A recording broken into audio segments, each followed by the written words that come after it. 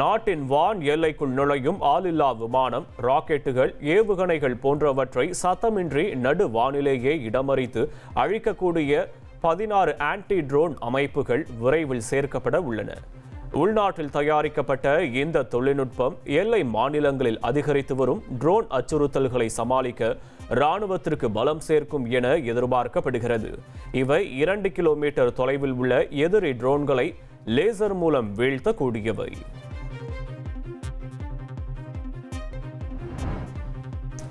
உத்தரப்பிரதேச மாநிலம் சோன்பத்ராவில் உள்ள கல்குவாரியில் பாறைகள் சரிந்ததில் உள்ளே பல தொழிலாளர்கள் சிக்கி உள்ளதாக கவலையான செய்தி வெளியாகியுள்ளது.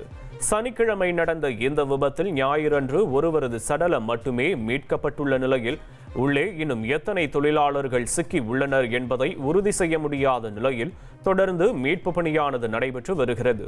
குறைந்தது 12 தொழிலாளர்கள் இந்த கல்குவாரிக்குள் சிக்கியிருக்கக்கூடும் என்ற தகவல் வெளியாகியுள்ளது.